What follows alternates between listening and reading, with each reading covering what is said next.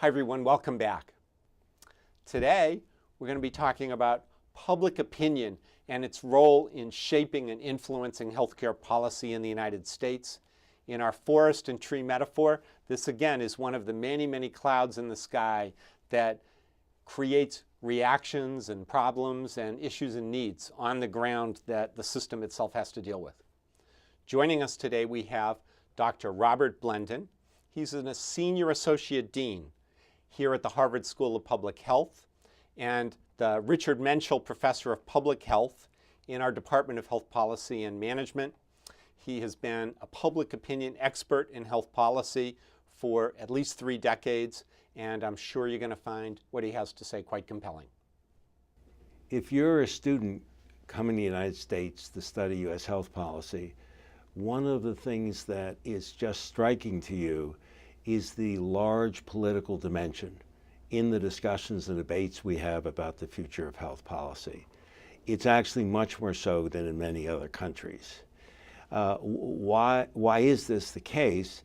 And it's the case that the U.S. political system is different in a way than many other political systems, and it tends to lead to considerable debates in the political sphere about the health policy issues. And so when I'm a student, I'm here to learn about economics and health and analysis and evidence, and I actually find I'm in the middle of some huge political debates that are widely being discussed across the country.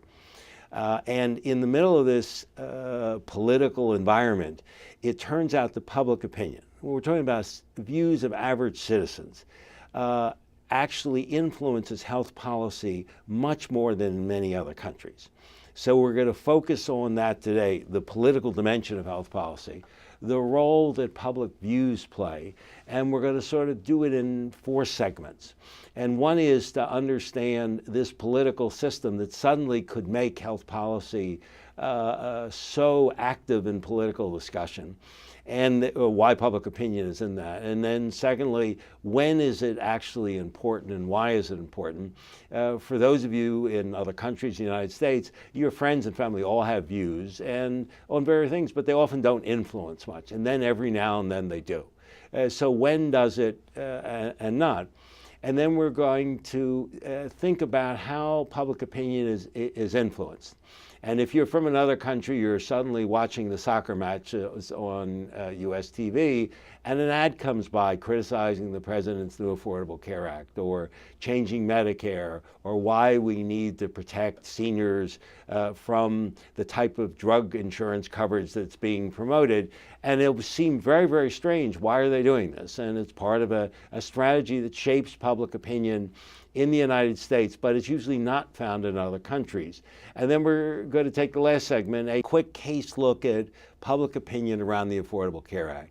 For more than 60 years, the United States has been debating whether or not we should have some universal care program. If you're an international student of this, it's sort of a generally accepted right or goal. But it turns out this can be quite controversial in the United States.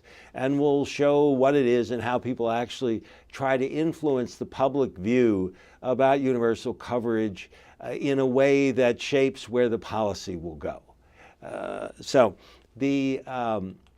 In the U.S. political system, and if I grew up in the United States, I almost take this for granted. Of course, everybody would think of it this way, but let me just highlight for people who are not what is unique. The United States has the most frequent elections of any industrialized country. And so basically, every 2 years, 2/3 of our parliament or Congress run for office, and 2/3 of our state parliament or state legislatures run for office. And every 2 years, 1/3 of all the equivalent of provincial or state governors run for office. And so this is an incredibly frequent election situation. But then we add something which, again, is really unique in the United States. And if you're in health policy, you would say, why does this professor even waste his time discussing this with me? Is we select our candidates through a popular election called a primary. And so if I am an office holder, many office holders are running every 2 years twice.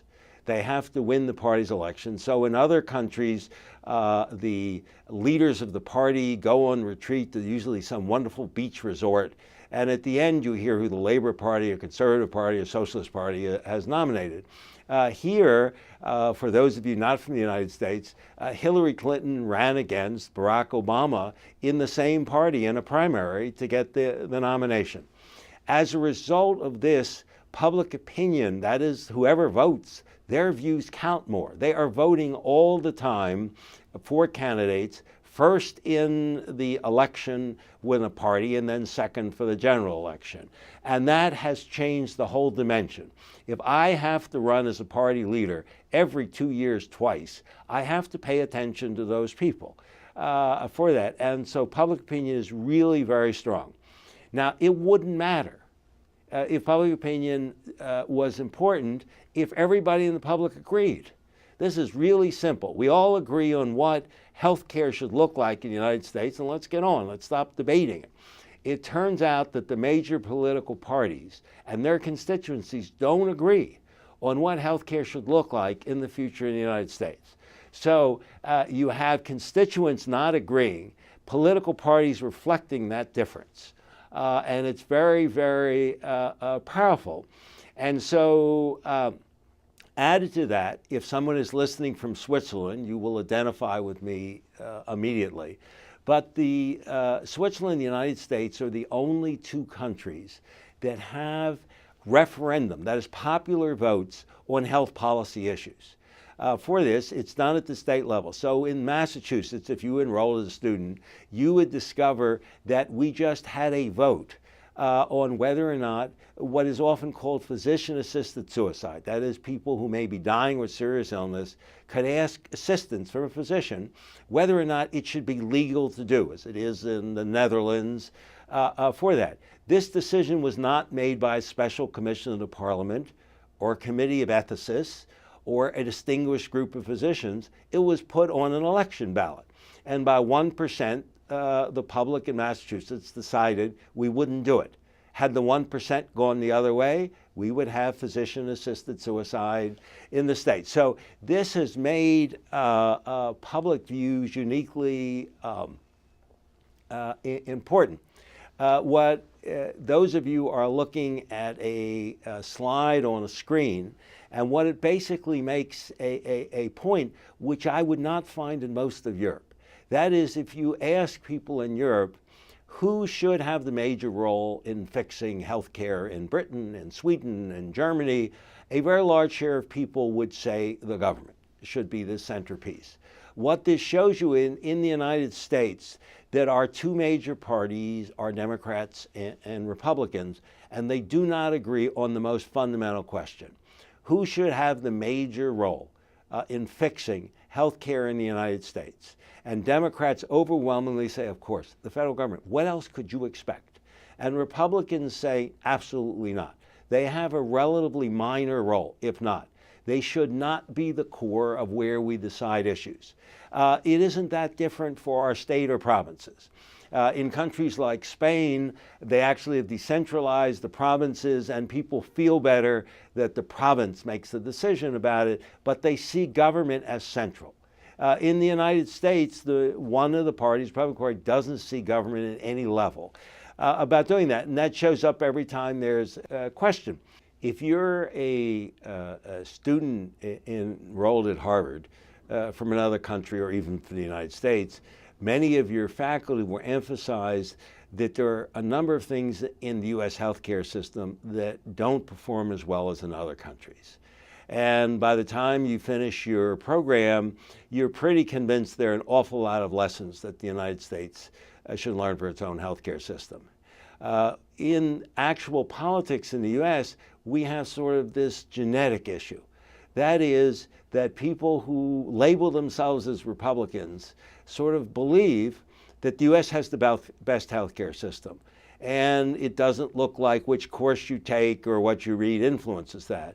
If I'm a Democrat, I'm quite convinced in the United States that there probably are better healthcare systems, and we better learn from them. And added to the fact that we don't even agree who has better healthcare systems, we don't agree on the role of what the government should be doing, the issue of equity, which comes through all discussions of health policy. How concerned should we be that there are disparities between the poor or the old, minority communities and everybody else, or whether or not we just say the fact that the country has a lot of individualistic culture. People achieve, they don't. Some people live better lives, they don't. How concerned we should be. If you're in a health policy program, the answer is we must achieve equity. That is sort of in day one of the course.